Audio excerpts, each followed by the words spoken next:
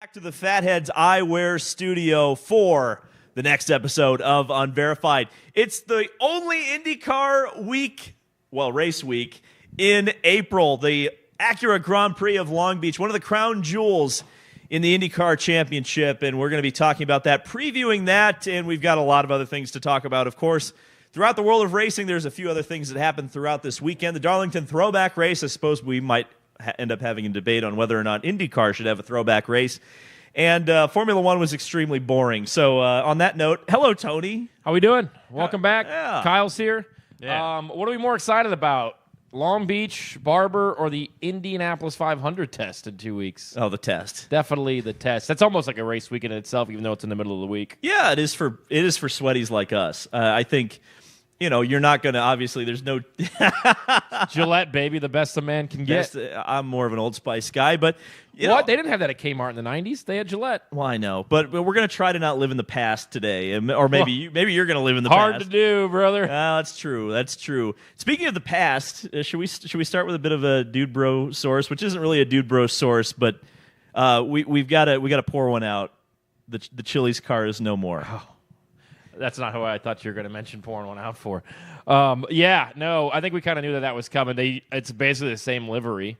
Yep. I'll be interested to see if Marcus Ericsson has Brian on the car coming up this He does. weekend. It's on the entry list. And, we've talked about this, and I went on a rant last week about sponsorship problems inside of IndyCar, and when Andretti, it looks like Connor Daly has a new sponsor this week. Mm-hmm. Obviously, it's something that he's been a part of with Mankind in the past. And I think Stingray Robb is a tool company, so that could probably be a B2B more than likely.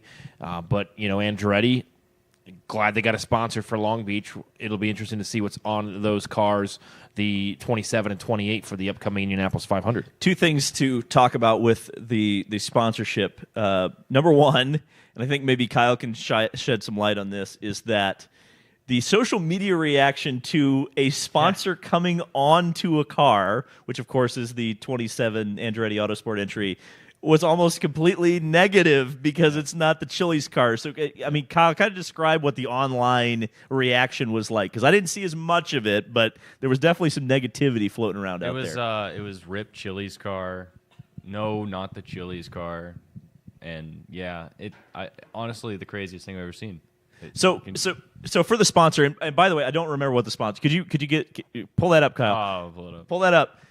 We don't remember what the sponsor is. That's probably a bad sign to begin with. But the other bad sign about this is, to me, if I'm a sponsor and I want to get on a car, and my first impression of the IndyCar fans is that they're all complaining that the previous sponsor isn't on that car, that makes me scratch my head a little bit. We're kind of kicking the ball into our own goal here, aren't we? Prefab home wiring. Prefab home wiring. So shout out to Prefab home wiring. Thanks for supporting the sport. So what is that a sponsor? Are they doing the wiring in the new Indy Star, or the old Indy Star building / Andretti? I think the reason why that there was a negative backlash is because there was a lot of excitement that Chili's, which it's kind of like that. It's a name brand. We know what Chili's is. But it's kind of made a comeback over the last couple of years. And I think a lot of that, the Applebee's and the Chili's of the world, that probably started with TikTok. And then, people started going back to that. I think it's a name brand that we were excited. What the casual fan thinks probably had interested in IndyCar and being a part of it, even though it might not be the exchange rate that most fans maybe thought it was.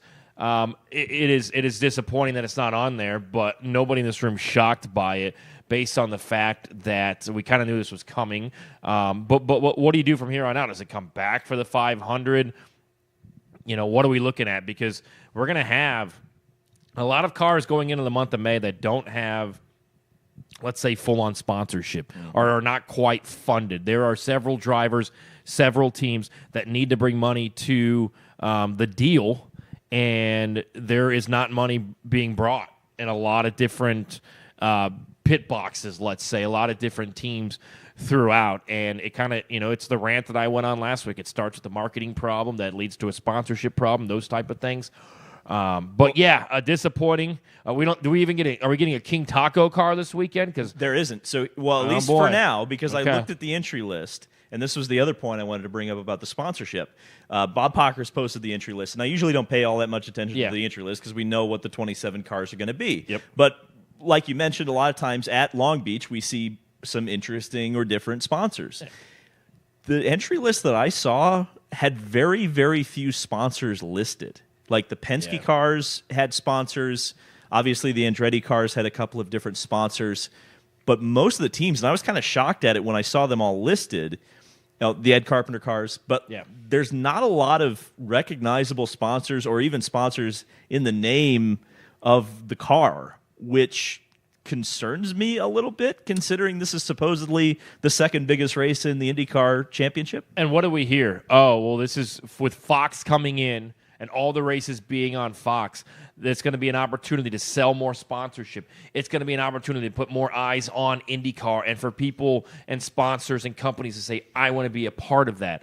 And when the number is, I got to be careful with what I say here, but when the number is not $1 million to get your name primarily on a sponsor for the Indianapolis 500, that's a problem. When you're only making $365,000 to start the race as a one-off entry, it's hard. It's a business. You want to make money off of it. And then obviously that sponsor needs to say, I need to have a return on my investment for putting my name on that race car. And we are 2 races in, going on our 3rd race. I think it's awesome what Carpenter Racing has been able to do with Java House and Splenda, and that leadership coming in and that ownership coming aboard. But, you look at a lot of teams, and there are a lot of teams. It's kind of like, what's the proper term? On one side of the coin, you've got teams that are struggling for sponsors. Then you've got a Ray Hall team who doesn't have the best results, and it seems like there's a bunch of different sponsors for Graham. Obviously MyJack is Lanigan's company, so I understand that. But they have a rotation of companies, and maybe it's because they've done a good job of selling sponsors regionally. Mm-hmm. Maybe somebody wants to sponsor a car in Long Beach, but doesn't have facilities or ties to Florida, or doesn't sell their product in Florida, so they don't want to be on the car. So I can understand that, but there is a huge sponsorship and marketing problem, and I went on a rant last week, so I'm not going to go on it again. But I don't know if it's sad to see.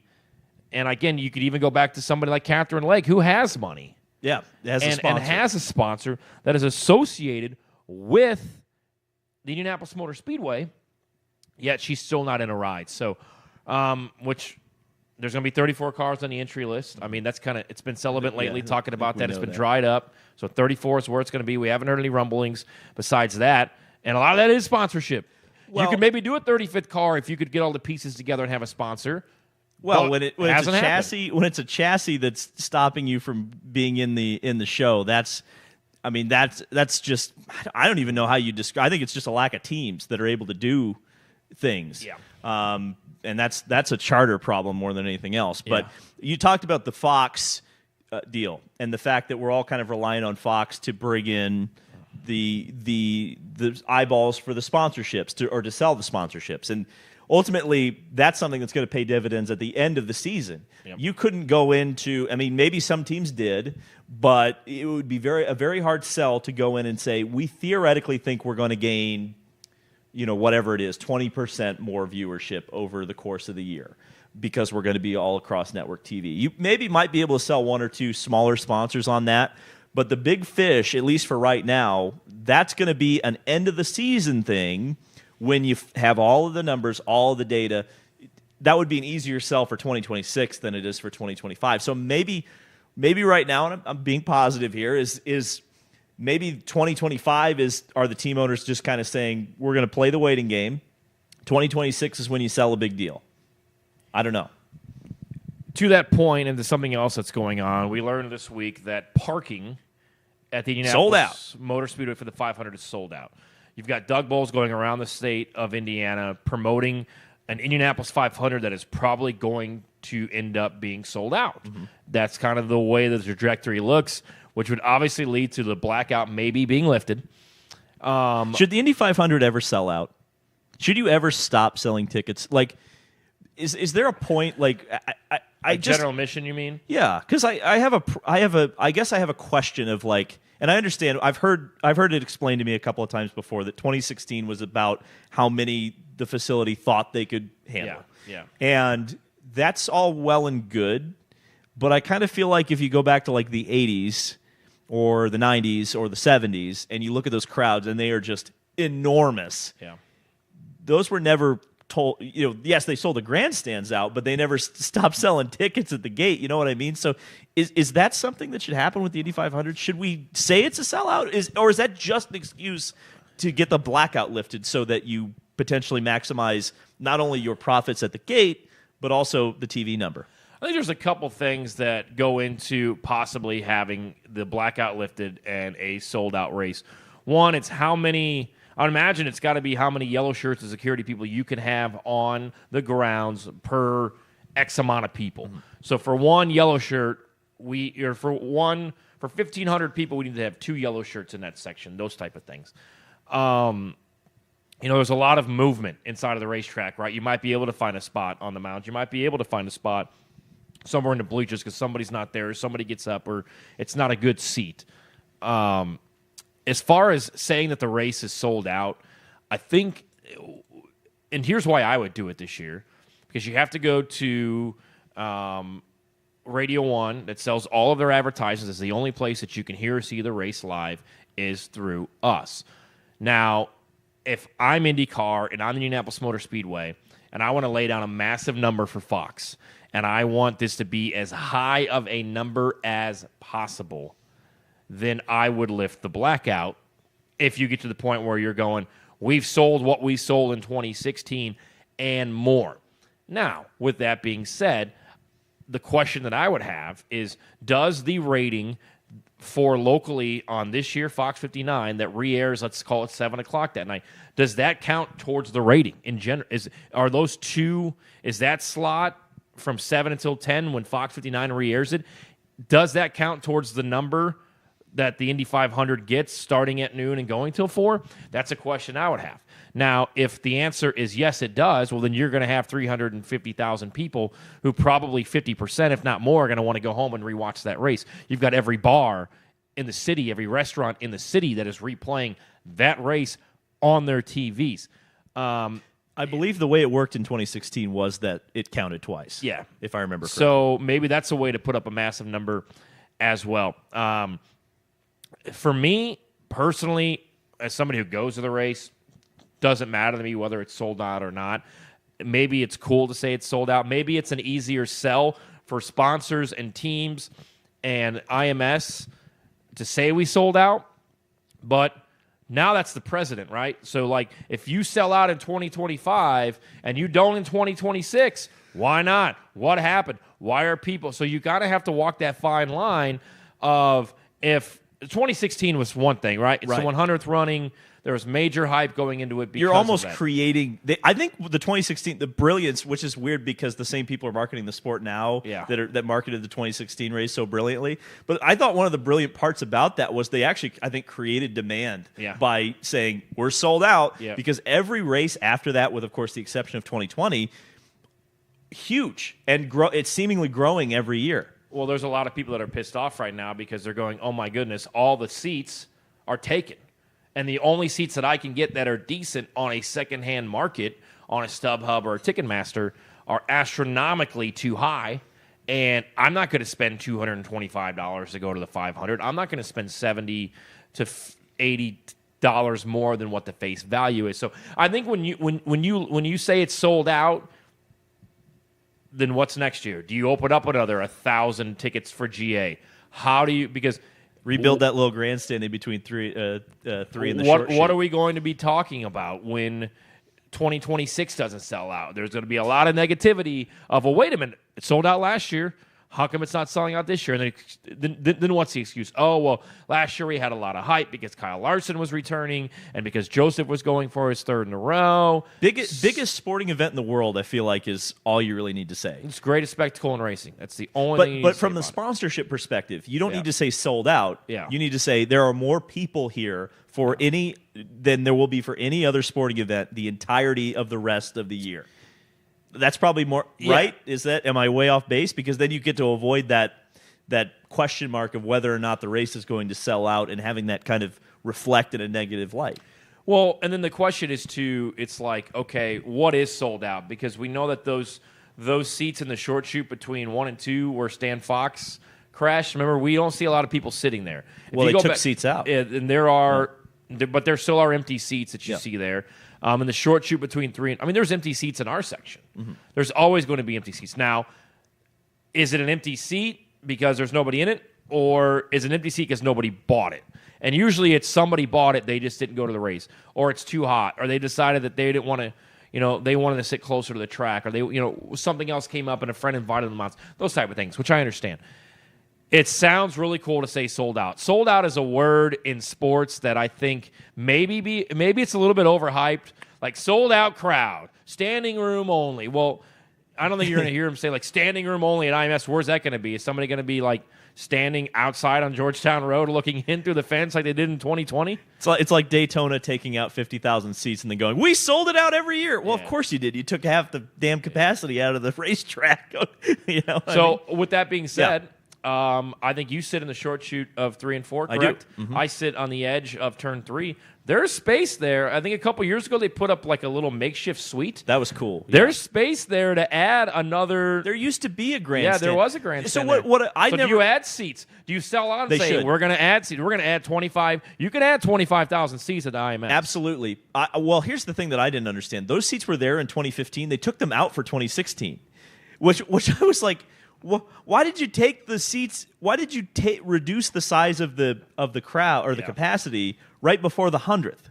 I guess I could have understood that they'd done that for 2017, but that suite turned out. I think it was there either in 2018 or 2019. Yeah. So they added. It wasn't the capacity of that grandstand that was probably 10 to 20,000 people, but they added that right back a couple of years after they took it out. So.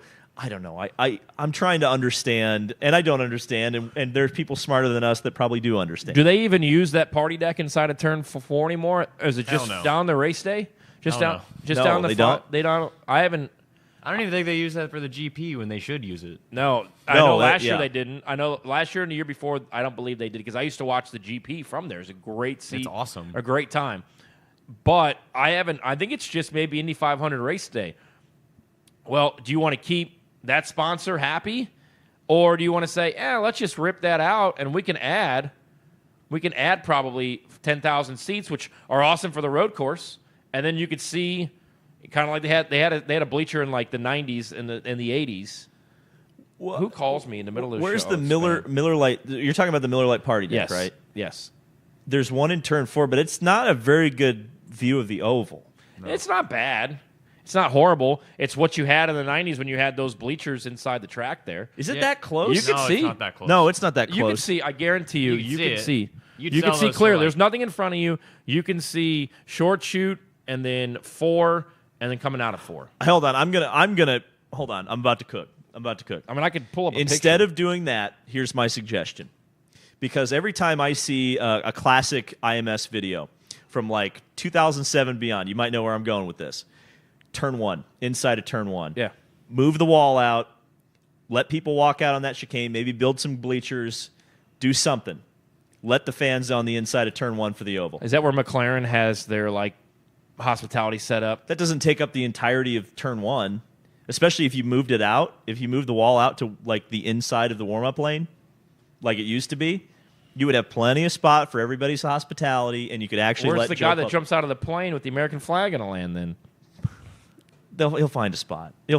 Those people are so precise, they can land anywhere they want to land. I'm not worried. That's the last thing I'm worried about is the guy jumping out of the plane. I'm going to be honest with you, Tony. I'm thinking about the people. And as Spock, you don't know what Spock is because you haven't watched Star Trek, but the needs of the many outweigh the needs of the few, Tony. Let me get or this, the one. Let me watch Star Wars before you start dropping Star Trek references. Good Lord. Kyle, what's going on in the chat as we're... Also, I think this might be the first time we've broken the lore that Tony's never seen Star Wars on the show. Yeah. Everybody roast him for that. Yeah, everybody get him. He's never seen... I have now seen Billy Waterboy, Madison. Big Daddy, Happy Gilmore. Perfect week for you to watch Happy I don't Gilmore think with the I don't think Masters this slapstick week. is the funniest thing in the world. I just don't like slapstick. I don't think Darth Vader walking around breathing heavy is the coolest thing in the world either. You'll love Jar Jar Binks. Oh, yeah, he was on my Pepsi can when I was 9. Stymie Snurdly asked what the sold-out number specifically is. That's a good question. Is it 350K? Roger Or is it Penske 400? always. I think it's the grandstand seating is it's 270. 267. Is it two? I thought it was 275. It's somewhere around there. Okay, so it's 2 something. Where's that 400K number they come up with? Well, then you. I think it is 400K. I think it's probably, but Roger said 350. But Okay, so Yeah. is that 350? Is that how many people are there, which includes pit members, or is that or pit crews, or is that a number for people that are coming through the gate with a ticket? pit crews would only be a couple hundred extra. I don't think yeah. that would even make a dent in it. That doesn't really make a big dent. The thing that's interesting is like always the question mark of how many people are actually in the infield. Yeah. Because you go back to the 90s and they had bleachers that went up 10, 20 rows and those were full. Yep. And now you have the mounds, which it looks great with the mounds full, but the mounds can only hold probably 100, 150 people if they're packed. I can trigger Wait. Dave. And now you got the big old dirt track in the middle of 3. That hold Well, on, the you dirt think track about we less need to people. park on the dirt track, but anyway. You think the mounds in turn 2 on race day only have 150 people? I think it's way more than that. I bet there's 1,000 people on that 150 mound. is crazy. 1,000? There's the mound, and there's all the grass in front of it where people. Okay, are well, sitting. no. I'm saying you get people. I'm not saying that. Oh, the they're- elevated mound. Yeah, the elevated mound. There's really not that much. Like, go up there. Here's my experiment with you. During the GP while it's running, Yeah. go up there and stand on the mound and just kind of count people, and you'll notice that the mound's really crowded. Yeah. Right? You're kind of going. I don't really like being up here. It can't be more than 150 people up there. Now, of course. You get all those people on the grass going all the way up to the fence. You got a lot of people there. Yeah. I'm just saying there was probably more people in the infield in the 90s when you had the There's grandstands. more places to go. Correct. So there's not the places to go anymore. So the question is, when your capacity is 275,000 seats or thereabouts, whether it's 260, 275, whatever it is, how many more people do you add in the infield? Actually, what's the actual number of that? Is it 30,000 people? I would like to know how many GA tickets are sold. I would love to know that too. They're never going to tell us. What would you guess? GA? Yeah, It's probably 50. 50. I was gonna say 40, but okay, Yeah. that works. It's somewhere around there. Yeah. You're also when you talk about cramming people in the infield, you're also like the snake pit usually. The at snake the pit's a back big has part of it. A lot of room to like smush more people in. Also, Yeah, so you know what? I'll say it's 10 in the snake pit and it's 40 around the rest. So that's how you fine. get to 50. Yeah. Yeah. Because you do have to have a GA ticket to get into the snake pit. and then you got to think Yes. during the race there are people. There's a crowd of people watching in plaza as well. That's wild. Just Yeah, watch it on crazy. TV. I don't know. There's kind of a vibe. That's like people just sit in the media center the entire race, It's kind of no a matter where vibe. you are. Just go out and watch the damn race. Go get some sunshine. Well, it depends who you are. I mean, if you're a deadline, but you know for a fact there's a lot of people. Oh, wow. They Why want am I to saying live this? tweet and such, Yeah, yeah. live tweet. You can live tweet from your phone. That's easy. Can I complain about something real quick? oh boy, Oh, here boy. we go. I love complaining about things. Formula One. No, people will like this. Oh Didn't yeah, even people, watch. those are good people. This the people will like this. I was just trying to bring you your inside turn one seating back. Now I'm going to complain about Formula One. You guys should love me. The Formula One race at Suzuka. Actually, you're not going to like this probably, but if you complained about that thermal race, guys, I was happy to stay up for it because Suzuka's an awesome racetrack. It's awesome to watch Formula One cars go around the racetrack, but that race was awful. I believe it was the first time in Formula One history that the first 7 cars finished where they started on a natural terrain road course. It's never happened before. Oscar Piastri was probably the fastest driver in car combination. Was very kind of similar to how thermal played out with Alex Palou, where you've got the third place guy who's faster than the front 2. Couldn't do anything. Couldn't pass. Couldn't get anywhere close. McLaren didn't want to swap the positions of Lando Norris and Oscar Piastri to give Oscar an opportunity to go get Max Verstappen. And nothing against Max Verstappen. I thought his qualifying lap at Suzuka was one of the all-timers, one of the greatest ever. But the race was atrocious. Yeah. And yet, Formula One still on the top in terms of open-wheel racing in the U.S. It's because I can build a Lego set of it if I want to. You can you can literally see it because you talk about Verstappen's qualifying lap being an all-timer. How many times in IndyCar are we looking back at a qualifying and be like, that lap was an all-time lap. What a great performance. We're lucky if they even show the entire lap on the broadcast. I just want to see the track record broke at IMS and not road course weekend. Oh my God. Okay, can we table that for just like half a second? Because there's a lot I want to talk about with that. If we're just going to do an Indy 500 episode here in April.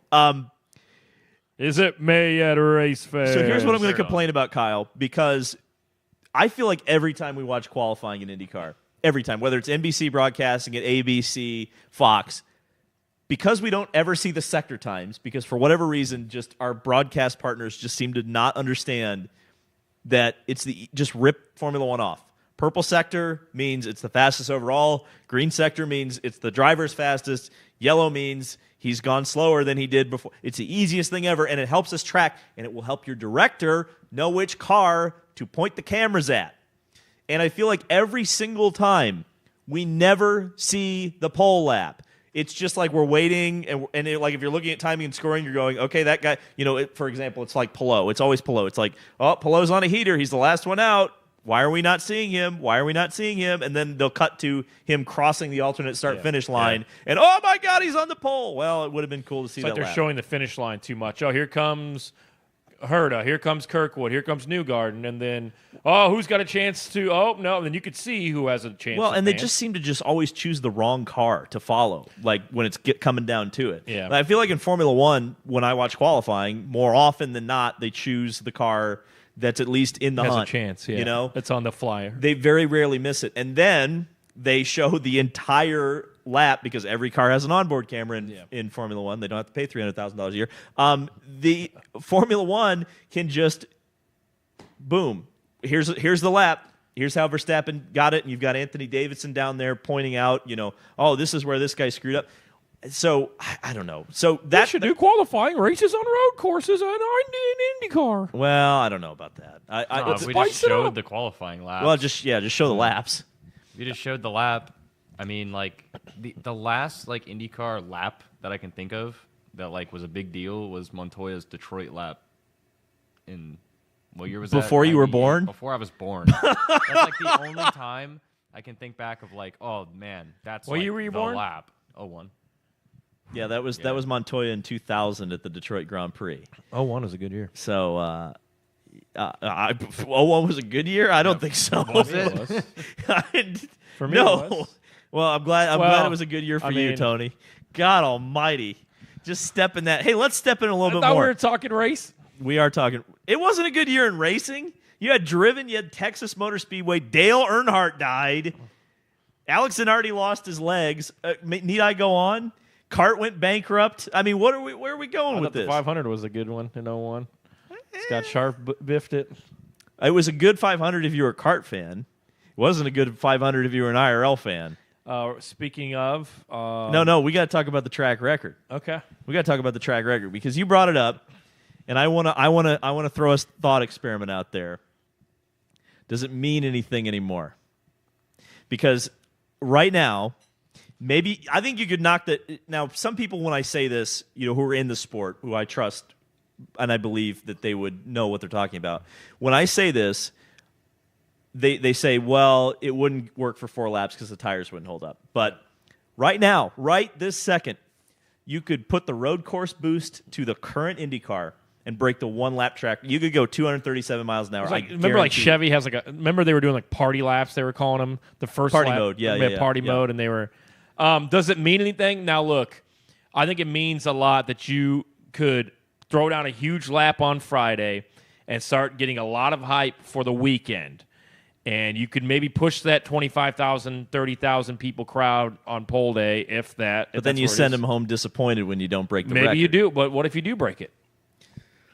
And then you've got all that hype that this is the fastest now it's the fastest field in history, the fastest. But it's not, because they don't get to run that boost level in the race. In 1996, Ari averaged 236 miles an hour in qualifying. That was awesome. But Eddie Cheever was cutting laps at 236 in the race. And that's the problem I have with the whole qualifying boost. Yeah, I don't know. I think hype-wise and getting more eyes onto the sport, I think that's a big deal. Now, I would almost rather see it when this new car comes out. If the new car is louder, screams a little bit more down the straightaway, is sexier, is faster, I think that would be huge. Yeah. And we'll ask the chat, I mean, is it a big deal to break the Indianapolis 500 track record? Now, we beat the pole record last year, correct? McLaughlin owns. We beat it the last 3 years. Yeah. No, Dixon beat it, then Palou, and now Scott McLaughlin. Which is cool. Yeah. But it's not the track record. No, which is kind of unfortunate how it's worked out. Well, because the track record holder qualified, 20th? Yeah, so the situation was Ari qualified second in 96. His run was disallowed. Yep. He took the backup car, because there used to be 4 days of qualifying at the Indy 500. He took the backup car out on the next morning and qualified. They just said, "Screw it, we're either gonna blow the engine up, or we're gonna knock the walls down." Yeah. And Ari just went out there and did almost 237 miles an hour. But because he was a second day qualifier, he started 27th or 22nd. I don't remember exactly where he started, but it was way back in the field. I don't know.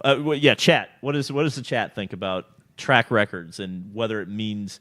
I guess I don't know. We're gonna have to take that Ari car out of the museum. It's a head scratcher. Yeah, right. It's a head scratcher because I think fans, if like you said, if that hype was there, like on Fast Friday, let's say McLaughlin throws down a huge lap, and you're going, oh, okay, yeah, yes.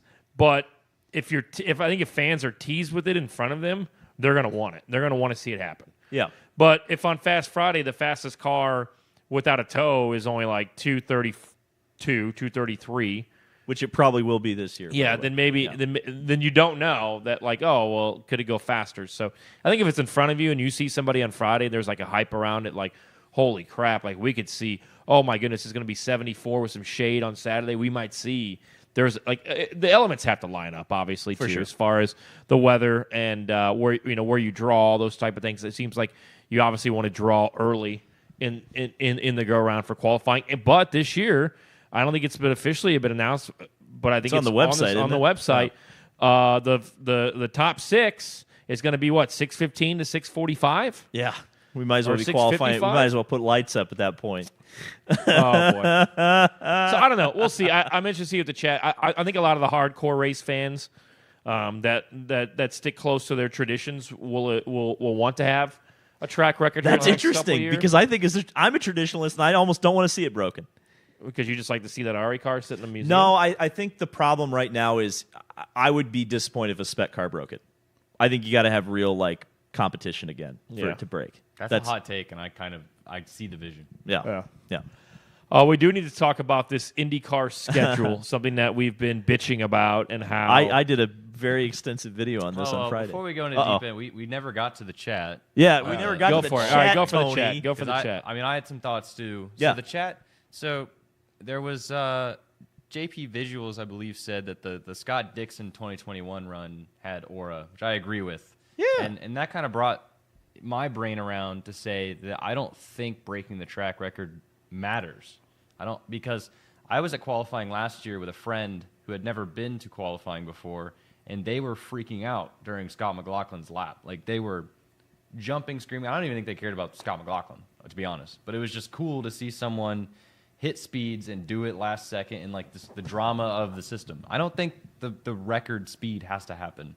And I was there for Dixon's run when he went the fastest. What record was that? That was fastest single lap or fastest? It was, I think it was the fastest single lap, and then Palou broke the 4-lap pole speed record the next year, which then McLaughlin broke. That was insane. So seeing that's fine. It's not because it was record setting either. It's just the format and the way it worked out. But Ben Schneider made a good point in saying Gilles de Ferran's Fontana lap comes to mind for him but can't think of anything on a road course that compares in terms to the all-timer factor. And, of course, Montoya's 2000 Detroit lap for some people, for the hardcore fans.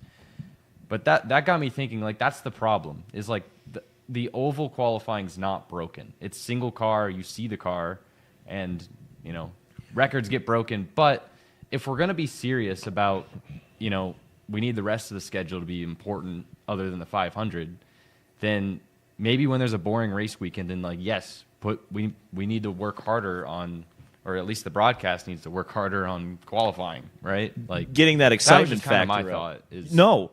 So the point I wanted to make about that is what's so exciting about Indy 500 qualifying, and I think it happens on road courses too, but we miss it, especially street courses, is that it doesn't matter what speed you're going, but every single year you see the drivers hanging it out. It doesn't matter if they're going 228, it doesn't matter if they're going 234. The fastest laps, to use a Paul Page quote, are found closest to the walls, and it looks spectacular. I think Brickyard 400 qualifying could look spectacular if they laid the spoilers back and got closer to the walls. What's the most exciting part of Indianapolis 500 qualifying weekend? The most exciting / dramatic? Well, it depends. How Is many cars are on the entry list? Is it the run for the pole, or is it one car getting bumped? I think I know the discussion we're about to get into here. Are we about to do it, race fans? Are we about to do it? It depends who's in that last row shootout. Is it the 4 we expected to be there, or is Scott Dixon in there?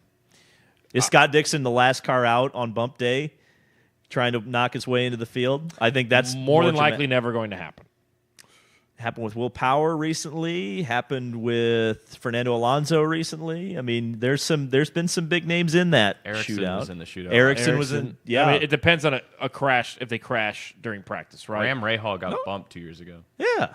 Well, but I mean that's yeah. But that's what I'm saying. A little different. So the reason why Ericsson was in that situation, the reason why Alonso was in that situation, is they had wrecks in the week, as usually happens with bumping. which is what I just said. Right. You said no. No, I didn't say no. You said, well, not always a crash. No, I didn't say it wasn't always a crash, but that's just always how it happens at Indianapolis. You're going to have some sort of a set. You're not going to have a 95 Penske situation anymore where you just bring the wrong chassis. Yeah. And the setup and the cars don't change. So it depends. Put it in the So jar. so you're saying it depends on who is in that shootout. If it's a big time name in the sport, Yeah. former winner, then the one driver getting bumped is more exciting than maybe 3 or 4 drivers that have a chance for If the you pole. had a really if you had 2019 is my best example, right? Is you have a shoestring you have the smallest budget team bumping out the biggest budget team. Yeah. To me, that was and it sucks because I think we should promote the pole sitter, and that's why I think bump day and pole day should be separate. Because I think that completely overshadowed the Fernando Alonso bump. Completely overshadowed Simon Pagenaud on the pole. Yeah. How can they? What can they do to change that? Do separate days. Okay, so what would they do? I did a video about this. Pole day.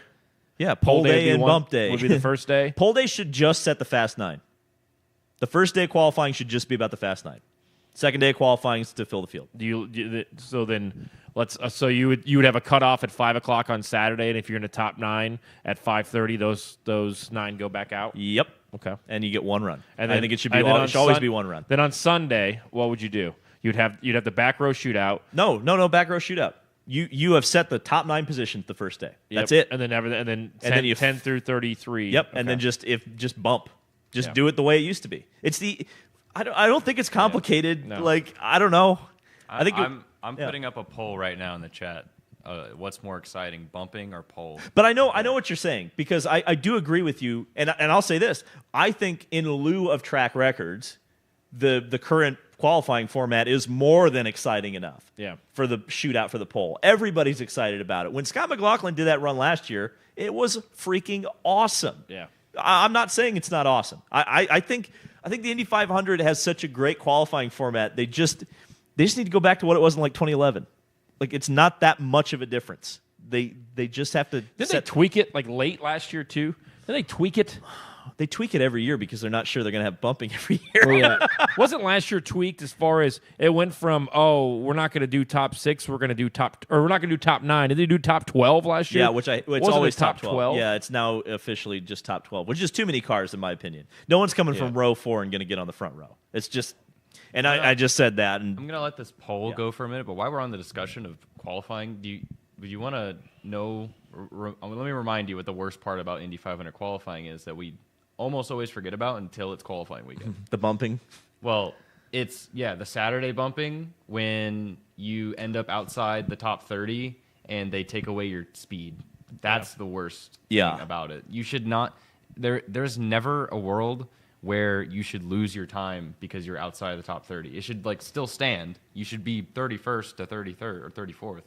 Your time should freaking stay. I don't understand that. It makes zero sense. Well, I mean, one of the best bump day stories ever was the fact that Sebastian Saavedra crashed his car in practice, and because he had qualified it, his time sat there, and a couple of guys pulled out and didn't go faster, and then all of a sudden, Sebastian Saavedra makes the field in a hospital bed. I think that's the legend and lore of Indy. That's what we love about the race. So I don't know why you would create a format that would take that away. So Kyle, what you're saying is, let's say I go out and I end up 29.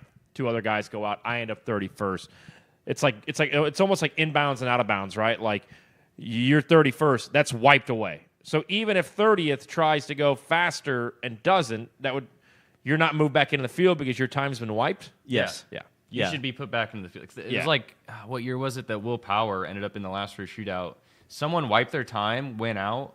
It was Dalton. Yeah. It was Dalton Kellett. Dalton and Kellett went slower. Wiped his time, went slower than Will Power did, but because he had a time on the board at 30th, he wasn't in the last race shootout. When Will Power had a time that was it was 2 mile an hour faster than Dalton. Yeah, because Dalton did a 2:28, and that was ridiculous. Easily the slowest in the field. Qualifying races? Just kidding. Why is your time wiped? You should still be. You still and they changed something that they didn't used to do. They didn't used to wipe the times. Is it because they were upset? This show is called In the Weeds. Yeah.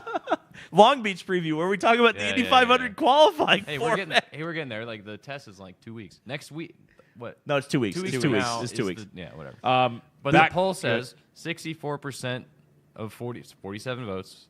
64% of the people say bumping is more exciting than for the poll. I actually wasn't expecting that. It is 62 to 38. I think that's because 48 votes. This is me stating the obvious, and I do think there needs to be, if we're going to do it like we've been doing it, there needs to be I want a larger gap. I mean, we're sitting there trying to cover Graham Rahal getting bumped, and whoever was 9th is rolling out. But can we get more than 10 minutes? Right. Let's it breathe. Set the pace. Let's let it breathe. Let's give this the justice that it deserves. You have 6 months of content, and most of that content, as evidenced by our Long Beach preview talking about the Indy 500 for most of it, is that you've got all this content, and your best content you jam together for no reason. I think the back row should be last. I think the back row shootout on the schedule today should be last.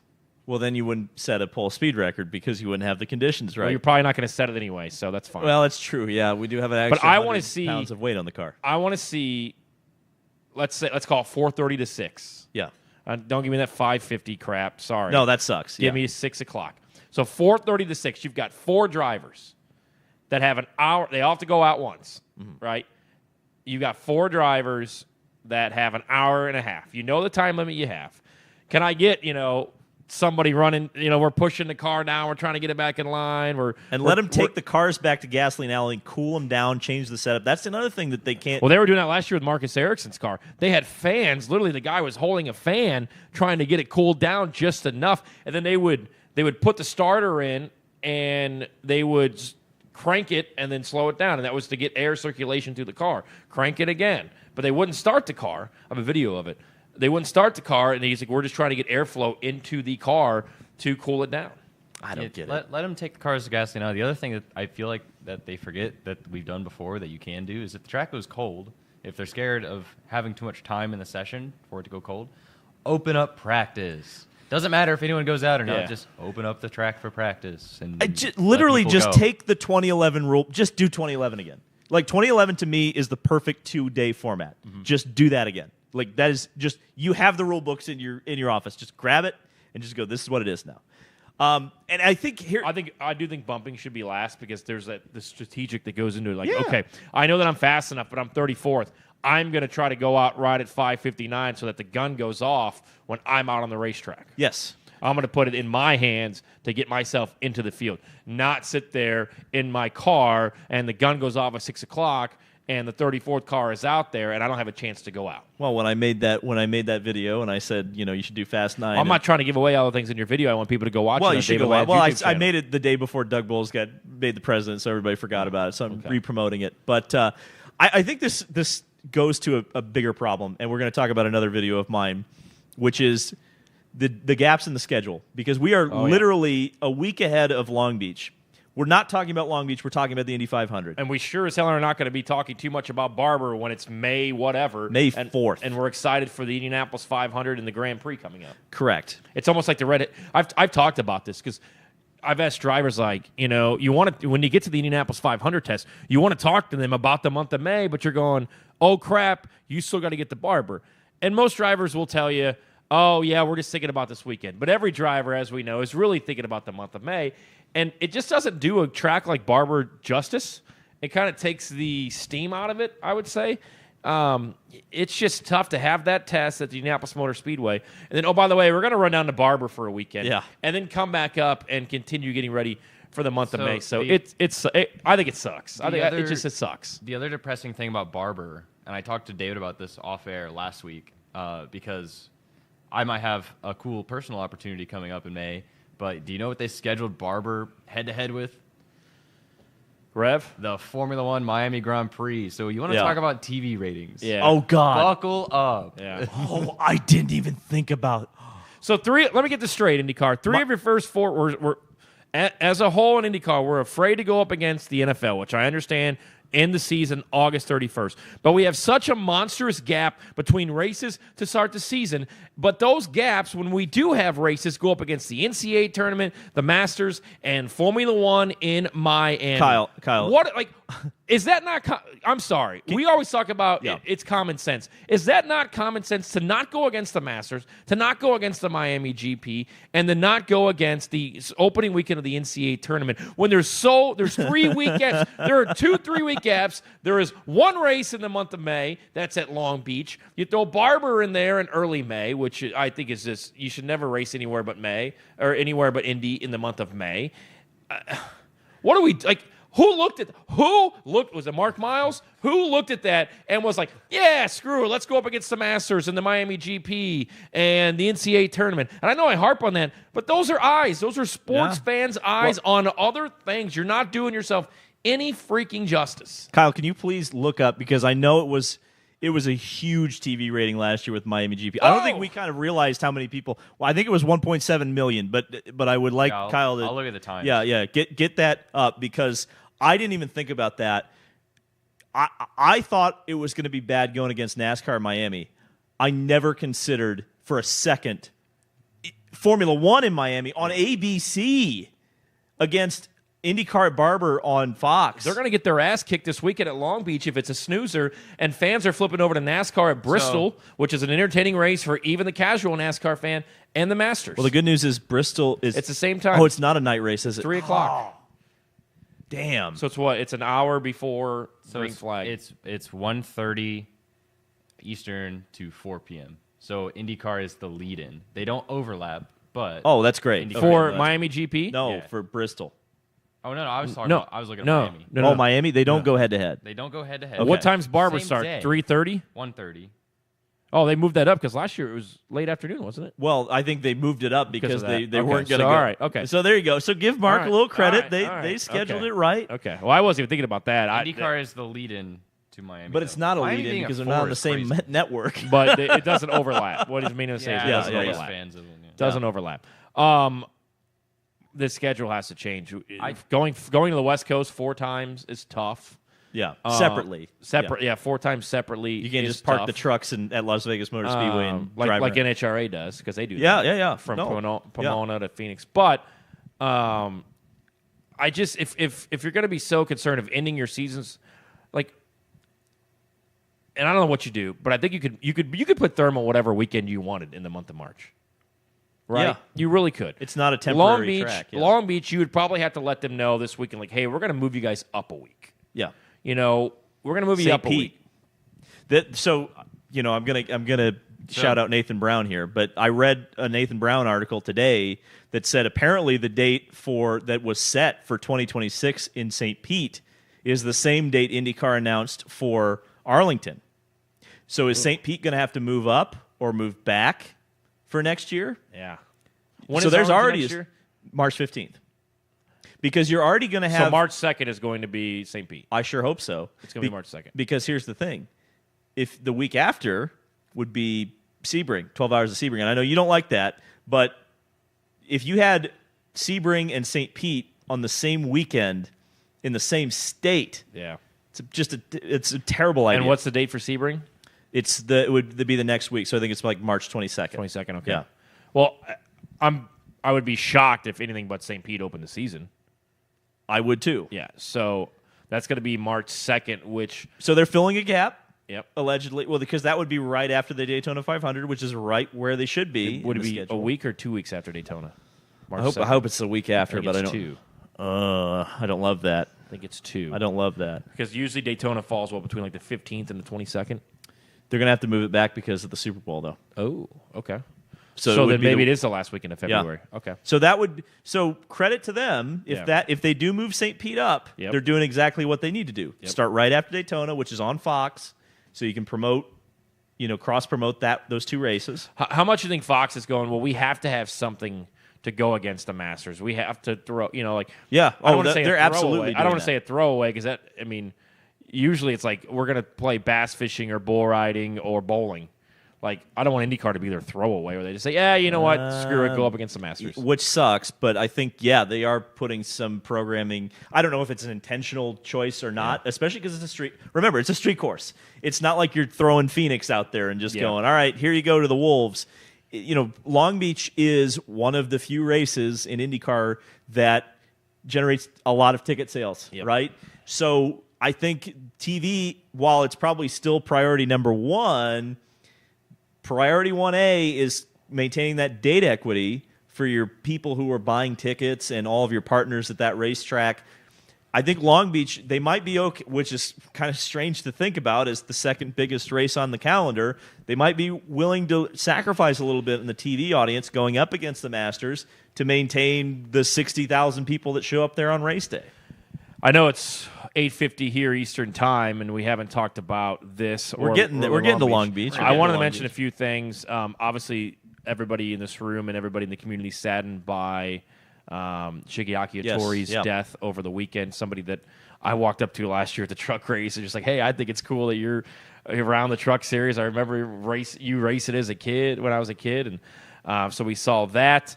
And I want to say about Shiggy is that he was one of the first 33 that I saw race at the Indianapolis 500. Yeah. So it sucks to lose. I think we've lost from that race now, the 2002 race, Gilles de Ferran, and I think Shiggy and him are the only two from that race that we've lost. So I wanted to send a special hello to my buddy Mike at Indy_bet. He's a big Florida Gator fan. They won the national championship last night. You decided it was a great idea to call me in the middle of that. Yeah, I was watching YouTube. Yeah. So shout out to Mike. Good. I'm a homer. I'll get excited when there's Indiana teams in there. I was all amped up about Butler, 10 years ago. Yeah. But Good luck with that. All right. So a debate that we are going to talk about because we could talk about Long Beach and fuel we should talk about Long Beach. We should talk about Long Beach. All right. So Long Beach coming up this weekend. Honda's kind of been the dominating factor there. 5 of the last 6 pole positions and 6 of the last 7 races have been won by Honda. Although 5 different drivers in the last 5 races. It's been 5 different winners since Alexander Rossi, I believe, went back-to-back in 18 and 19. Obviously, one of the best races as far as traditions. Scott Dixon will be inducted into their Walk of Fame this weekend. Defending winner. Yeah, but what do you expect on the streets of Long Beach coming up this weekend? Strategy, tire strategy, and fuel economy, as we say. Over under 2 cautions. Might go caution free.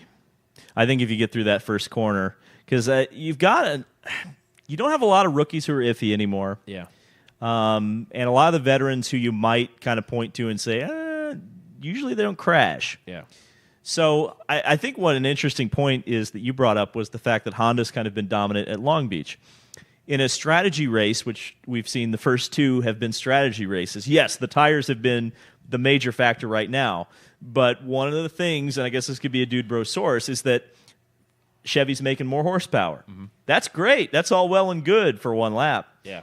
Over 100 laps, it's not very good. And you see, that's where Honda gets a little bit of an advantage, because if you are a driver like a Scott Dixon or an Alex Palou, and you can stretch not only your fuel, but you can stretch your tires to open up those windows a little bit, and your engine is, good enough that it can, or at least fuel efficient enough that you can kind of make those windows work, it plays into your advantage at a place like Long Beach. I think one of the other things we're going to be looking at, because it's been a factor the first two races, and it's not going to get any better with that big old 100-pound weight on it, weight on the car. Can we call it the anchor? Can we change the hybrid to the anchor? We just call it the anchor. Anchor's away, baby. Yeah. Actually, no. Well, if they did that, anyway. Truck nuts.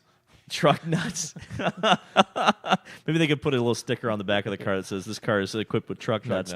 But with the extra weight, dirty air issue, if this is going to be a race like we kind of expect, now we could have a Long Beach 1998, crap show where everybody's crashing every 5 seconds, but that hasn't happened in a little while in Long Beach. So if it is a race where we're going to have long green flag runs, you're going to have lap traffic. And lap traffic has been an extremely trying factor right now. And again, advantage Honda if lap traffic is a factor. We know McLaren's do, and probably Team Penske as well. But we also know that Chevrolet isn't as organized, because Pato O'Ward said it publicly, at getting their lapped vehicles out of the way. Honda is. So is there any chance that this is not an Alex Palou three-peat?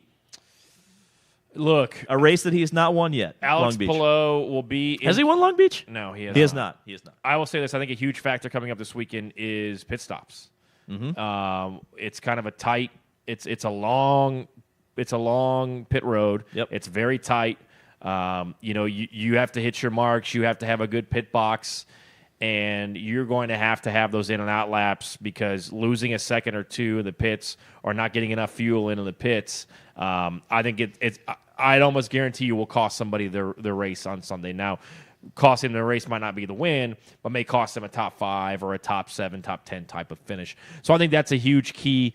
I'm looking forward to just IndyCar being back, because, again, these 21-day gaps are just tough. But what is it, 13 of the next 16 weekends there is racing activity.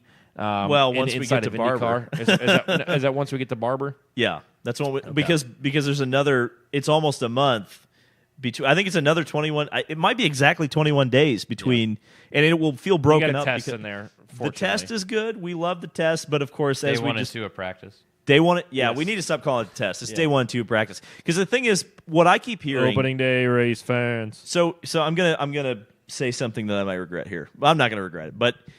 The reasoning I always hear why we can't just switch, because if Barber was on the 22nd and the test, your friends at Rev would be happy. Was on now you're really going to get me in trouble. We shouldn't be partying in the month of May, all right? Only in the snake pit, not on the racetrack. Thank you very much. That's my soapbox. My goodness. But get off my lawn. Yeah, get off my lawn. You could do Rev on the Come Barber on. weekend if you put Barber on the raises 22nd. money. Yeah, you could do Rev any month of the year except for May. Yeah. But what I'm saying is, I think if you swapped Barber and the test and just did it in May, and the thing that everybody always says is, oh well, but if we need to change the tires, well, first of all, if you need to change the tires, Firestone's amazing at what they do. Firestone can really print that many tires in 2 weeks versus, they need an extra 2 weeks to print that many tires. Maybe they can do it. I don't know. But if they had to completely redesign a tire and print it, I don't know. That seems like a pretty tall ask. If you have to do a tire test, the last couple of days in Indy have not been that great weather-wise, but why not do a tire test with like 6 teams? You don't need to do 34 cars for a tire test. Who are you fooling? It's day 1 and 2 of practice. Have an opening weekend. Put Barber in a sensible place earlier in the season. Maybe fill one of those gaps, and then just have May be focused on the Indianapolis Motor Speedway. Where do you put Rev at? You could do it the first weekend of May. I'm telling you. Okay. You could. Yeah, you could. Barber should be the weekend of the 22nd. Yeah. Because But then you've got the mini marathon that uses the racetrack. okay, you can still add 2 days of practice. Then do the test midweek. But I Thursday, think Friday? it would be more beneficial to the racetrack. And again, maybe I'm speaking out of school here, but if you look at how many ticket sales you could sell for an opening weekend versus a mini marathon and a party, I don't know. By the way, to add to your schedule concerns, I did do what you asked of me earlier. Oh boy, to look up the times. Yes. And I learned a lot. So, by the way, Bristol this weekend is at 3. Long Beach is at 4:30. So okay, but then you go off week for Easter, and then so I think I found a reasoning why Barber is in May, because Talladega is on the 27th, the weekend before, on Big Fox. So are you? And also you got to think Barber, Alabama, Talladega. Yeah, Alabama. you can't do that. Can't really do that. Yeah, so can't do you're that. like you can't go Big Fox if you go that weekend, and also you're fighting Alabama. So yeah, but also Texas is at 3:30. So we're gonna have on May 4th, we're gonna have 1:30 Barber, we're gonna have 3:30 Texas, and 4 o'clock Miami GP. I cannot wait to see the TV ratings from every series on that day and see what the hell happens. Yeah, that's kind of our like mini day of reckoning. That's kind of the precursor to Monaco Indy Coke 600. Yeah, but it's all poorly planned, right, by everybody. Right. Yeah. Well, arguably the triple is kind of poorly planned. I don't know. I still think the Indy 500 should start a little bit earlier and the Coke 600 should start a little bit later, and then you could maybe get a little more double attempts. That's back my to opinion. 11 a.m. start. I mean, just starting at like high noon, because they start at like 12:40 now. They don't start at they claim they start at noon, but The cars roll off at like what 12:20, 12:23. Yeah, so by the time they go green, it's just 12. just move it up a little bit. That's all I ask. All right, we are coming to the end of this episode of Unverified. Don't forget to subscribe on YouTube. We'll have clips throughout the week, but something we didn't get into, and maybe we set this up for a little bit more next week, or we can get into it now. Kyle wants to trigger us on a couple of things, and we know the one thing that is certainly going to get old David Lancaster over here going. You know what's great? Because I don't have to be here next week. Oh, that's I'm right. going to miss out. the show next week, so this is I can't say what it is yet. I actually am embargoed to say what it is. Can it's we not, call you like mid-show? Can we dial you up on like the Yeah, we might here? be able to do that. I don't know. I'll have to look at what my itinerary is. All I can say is, number one, it's not IndyCar related, so don't get your hopes up. And number two, it's in New York City. I think those are the only two things I can say. So stay tuned. Cool.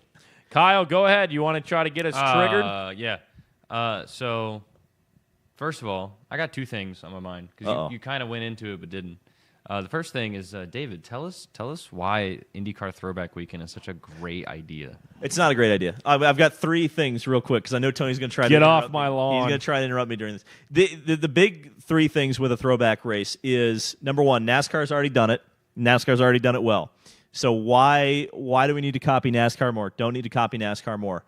Number 2, I think that it's much more important that IndyCar, if IndyCar is going to ask their teams to do something with their liveries, what they should ask them to do is run a consistent, iconic livery through the entire year.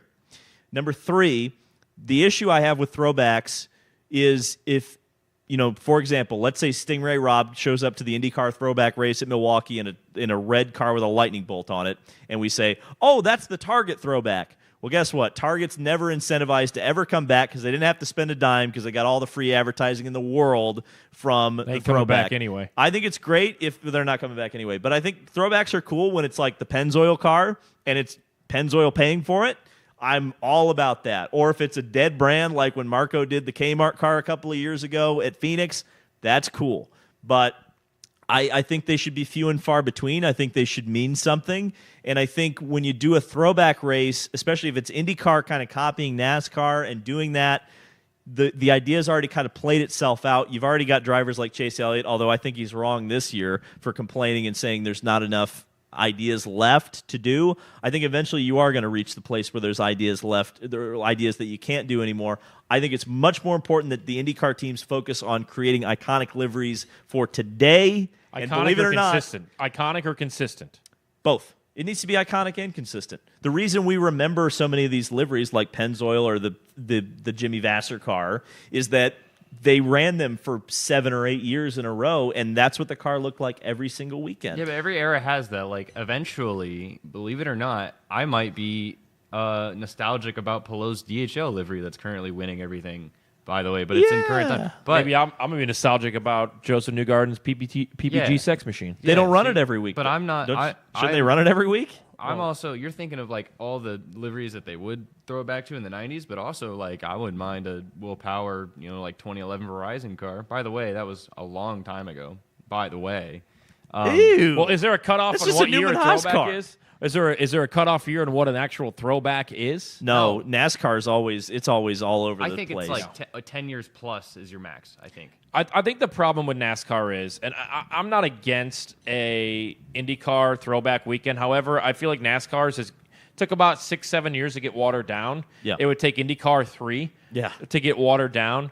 I get what you're saying about having a consistent livery because, you watch Joseph Newgarden win at the Indianapolis 500 and the next week he's in a totally different car. However, we live in a world in IndyCar, as we talked about, where if you do and you are fortunate enough to have a sponsor and multiple sponsors, as Team Penske does, you're going to change those up to the livery to line up with the color and the scheme of whatever said company is sponsoring you and what their company colors are.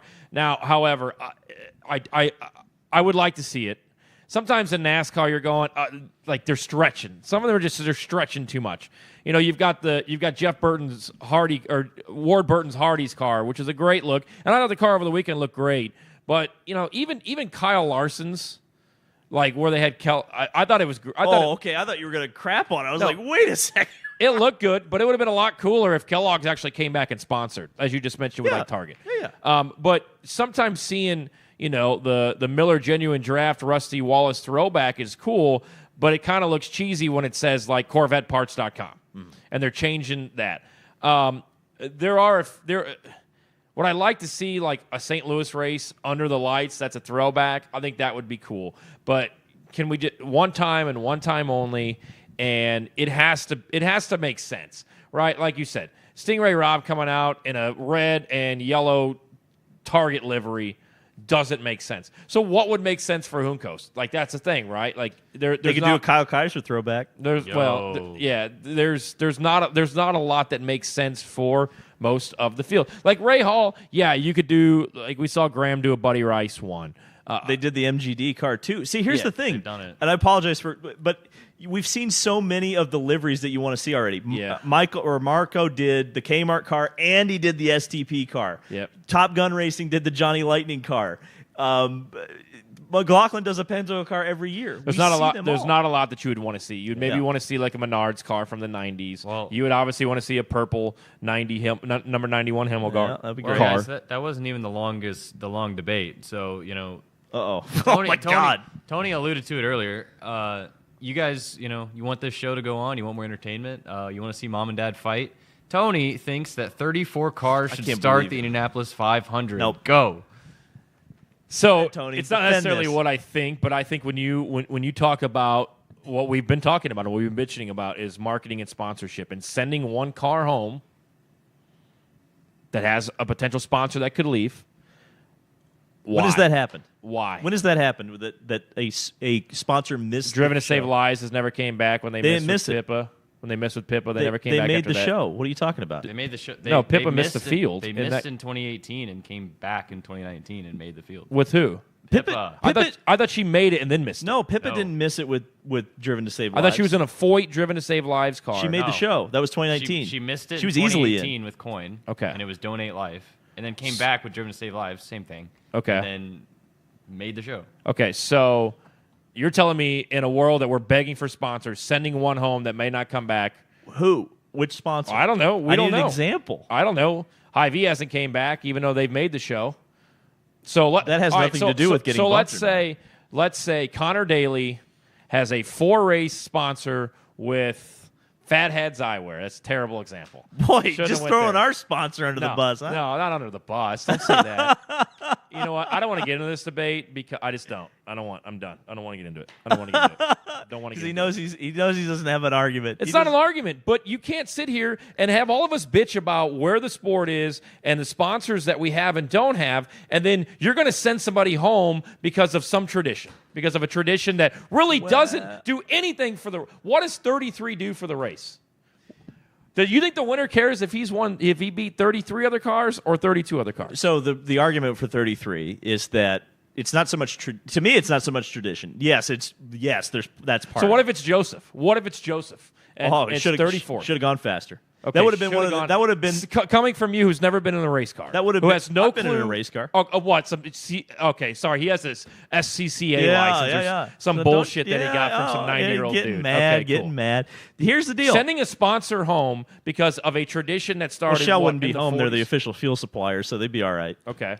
So anything I tell you, you're gonna just poo-poo it, which No, is hang fine, on, which hang makes on. it not an argument. Hang on. But I was going to sending a- explain to Okay, you go ahead. why 33. Okay. And because we measured the track in 1947. No. Cool. There is a that is a skill cutoff, right? So if, for example, you mentioned Joseph, right? Yep. If he missed the show, something catastrophically wrong would have happened. Yep. I would say that then he probably doesn't deserve to be in the race that year. That is the whole point. Is that you are trying to get the most quality field that you can. And when we talk about we want the fastest field in history and we want track records, you're not going to see that because we saw it in 2022. Everybody just kind of said, okay, well, we're going to focus on race setup. And you saw Stephen Wilson didn't even try to qualify because, well, there's no reason we need to because we're not worried we're going to get bumped anyway. So there's a car as a provisional starter in the Indy 500, which I think is way worse of a reflection on the race than sending one car driver and sponsor home. Is having like an alternate, basically. It's like having somebody. Well, that's not a rule anymore, but they should make it a rule. Yeah. I mean, but the chances of needing a first alternate starter are. So what if it's Larson? If Larson is 34th, you're saying that he should have went faster, he should have been better, even though That's he's the biggest story you could add. That's honestly what you would kind of like want. For like 3 Alonso days. missed the show, and that was, we still talk about it. It kind of adds to the myth of the. And I get it. If you're See, you're here's the sending thing. I don't Robert think Alonso Schwartzman missing the show is this like incredible, huge thing like you guys talk about. I think it was globally. Yeah, it made the Indy 500. It gave the Indy 500 some teeth For globally. How? Where are those teeth now? People still mythicize the Indy 500. It's the rest of the season that has the issue. So him coming over and doing this, we're never going to see somebody from Formula One currently come back over and do it. Well, we would have said that in 2016 too, and then he came in 2017. I don't. Yeah, but you're going to. They're not going to do it now. It'll eventually. Well, maybe not. I guarantee you, the Formula next decade, we don't see a current F1 driver attempt the 500. Of course not, because it took 30 years for it to happen. You go from Nigel Mansell to Fernando Alonso. It'll be 30 years from now when it happens again. But those are the sort of things that I think, want in the Indy 500. You want the race to have teeth. What do you always complain about? Oh, well, the thing that we need is risk.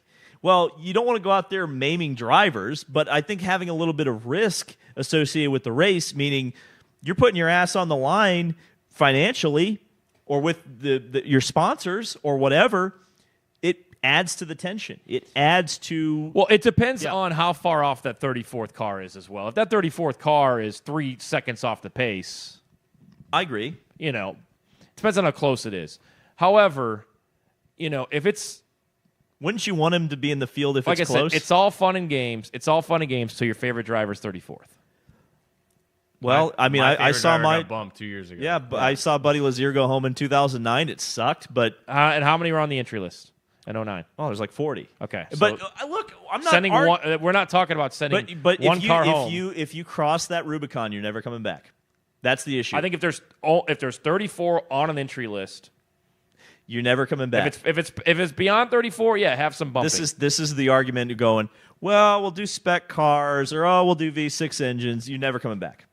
You're never coming back. So, we'll take a weekend away from qualifying. You're never coming back. We'll do a party the first week. Well, of and May. it's like the sellout, right? Like, well, that's true. You know, yeah. When you have that bar, I don't know if the sport's healthy enough to just send one driver home. The 500 is. It's the rest of the. If you were bumping cars at regular season races, maybe we'd have this discussion. Which we thought we might have like the opportunity to do so this year. Well, and I even said I am someone who doesn't advocate for bumping cars at a regular season race. No, unless you're getting up to like in the 30s.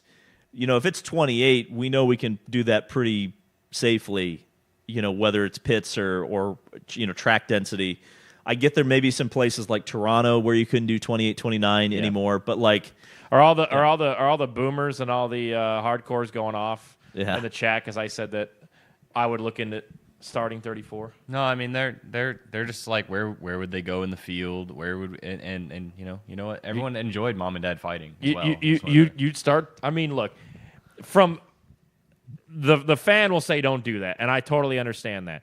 I think inside of the paddock where there are a lot of people struggling to hold on to sponsors, to get sponsors, that money could go a long way. That's all I'm saying. Man, but the part of the selling the sponsor in the first place. And only if it's 34 on the entry list, which is obviously what we're going to have this year. But you're selling the sponsor on the Indy 500. Yeah. You shouldn't cut the nutsack off the Indy 500 just because of one car.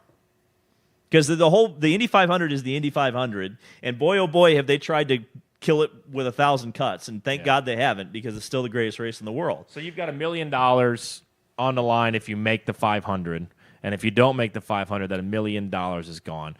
Is a team like Junco's healthy enough to be able to withstand that? Maybe not, but that's a sport. That's a sport be in problem. The field today if Kyle Kaiser hadn't bumped out Fernando Alonso. I think so. Yeah, I think they'd still be going. Maybe, but at the end of the day, I don't know. Did what? So Kyle Kaiser making the show in 2019. Yeah. What I mean, so and he crashed what lap? I don't know, 42, whatever. Yeah, it was. he crashed somewhere in the middle of the race. Yeah. What was the sponsor on that car when they made the show? Nothing. Yeah, they sold some sponsorship by getting in the show. They did. I know that big check race fans gave him like $1,000 and they got to autograph the car. Mm-hmm. So does that mean? So even making the field, I guess, doesn't really give you sponsorship either. So that would say, argument wise, with me and sponsors that like. Well, you know as well as I do that every car by the time we get to Carb Day at the Indy 500 has something on the side pod. Yeah, because there's a lot of sponsors that are going. If you make the show, we'll put our. Right, but if you have 34, I mean, we're not talking about like. Mechanics Laundry in 1997 coming on the Clabber Girl. car. Those type of things. Yeah. Jonathan Bird's Cafeteria sponsoring. But you're also not talking about like a Miller Lite or something like that. You're talking about kind of lower level sponsors that aren't that much money anyway. Yeah. I don't know. I love the drama bump day. I love what it means. It's not what I'm saying. I just think from a team owner perspective, because look. So is this a step, if we go 34, is this a step into guaranteed entries, which I know you definitely don't want? Well, that's what I'm saying, is that I think we're already headed down that path anyway with the charters. Yeah. Because you're one Dreyer and Reinbold buying charters and one team going away from not having any Indy 500 only teams anymore. Yeah. So, which I think we're going to be completely gone away from here soon. You cannot win the Indianapolis 500 as a one-off entry. I'll say it right here. Well, you can't do it. Yeah, not right now, not in this era. But to go back to a debate from a couple of shows ago, there's also not 33 cars that are capable of winning the race. This is true. And anyone who says that is off the rocker. I think there's some. I think right now, Jason Priestley said that on the pre-race in 2001. There's 2001, another 2001 reference. I think the big thing is, I think there's some people who are just happy to be there, and I think right now. The opportunity is not there for someone to just say, hey, we made the show. Yeah. And I think that, I think to your point, yes, that I think it absolutely sucks that Catherine Legg and Brian Hurt Autosport and Honda and Elf didn't get to put that deal together because they couldn't find the equipment and there wasn't that equipment out there to get it done. Yeah. And I think it's kind of mind-boggling. It sucks. I think, but that's a problem that the IndyCar is going to have to solve, right? And I don't know if they want to solve it because I think they want it to be a boys' club of 27 cars, and maybe you get a few extra for the Indy 500. I don't think they want it to be a boys' club. Well, maybe not, but but whatever. A country club. Yeah. We'll say a country club, right? They wanted to be a country club. Yep.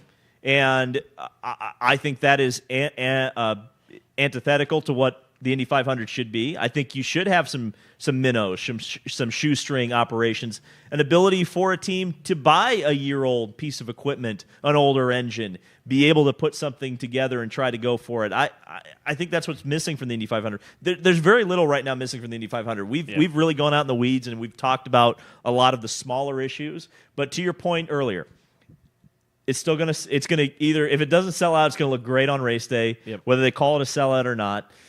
It's the Indy 500, as we say on our Long Beach preview episode, is the reason that we're having a Long Beach Grand Prix, the reason that we're talking about Thermal Club, the reason we're going to Iowa.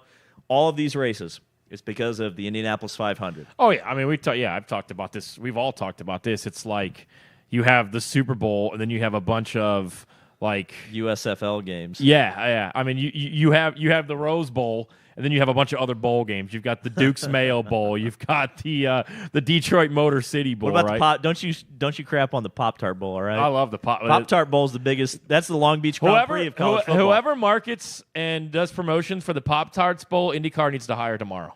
Yesterday, they couldn't afford them. Well, that's okay. Whoever did that, their Fox? stock is so high they're going to be working for Formula One next year. All right, so way too early to predict who gets bumped.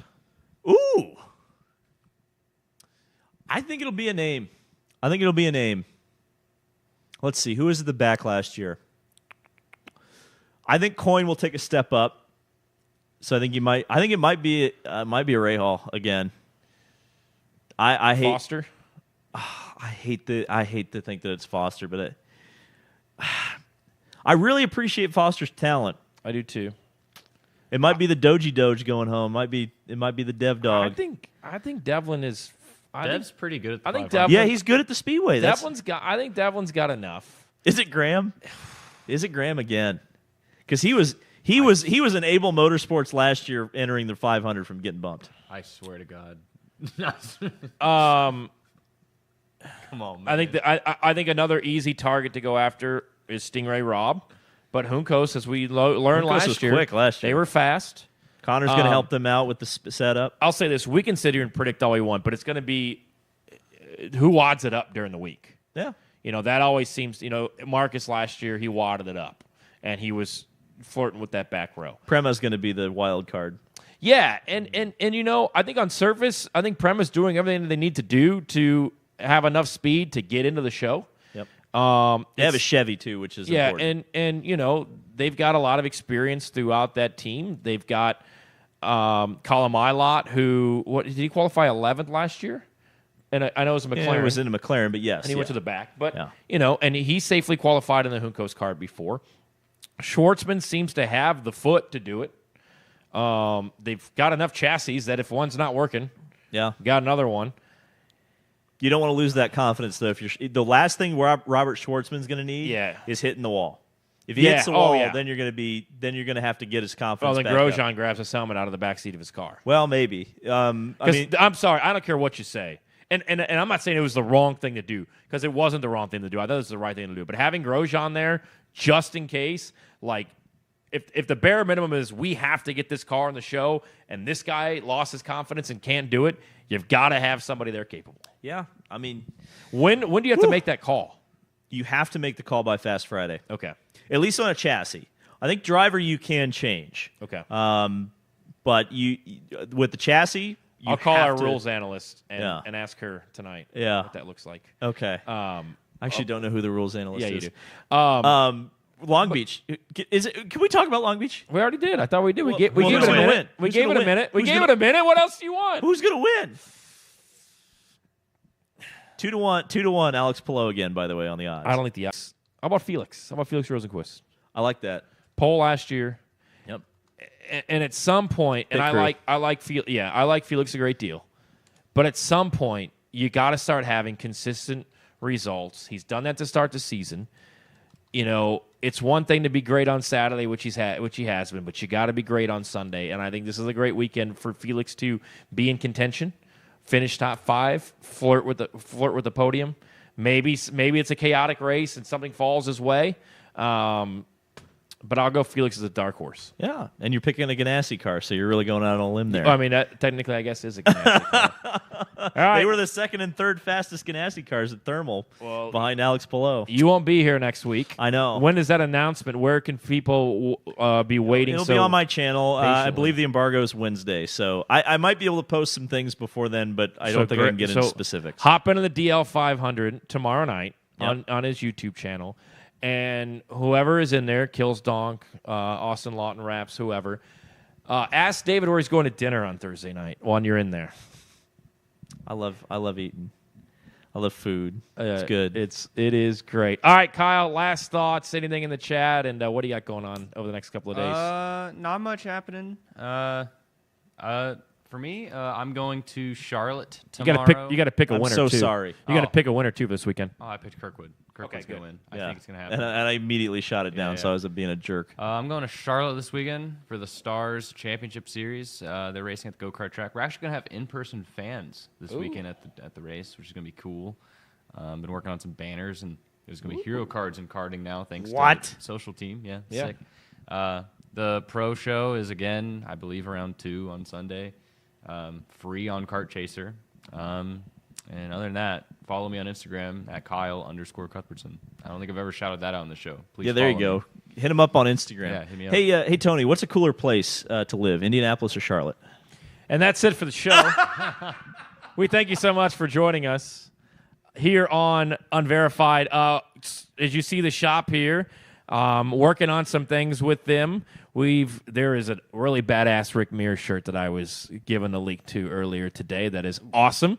There is some great gear that I've also have tracked down of theirs that you're going to love. They had new pennants come out last week, new pins as well. So use Unverified 15 for 15% off, and they have drops coming every Friday. We've got some cool stuff in the works with our friends over at the shop as well, which is a company that makes Indianapolis an awesome place to live, even though the weather can suck here from time to time. David, have fun in New York.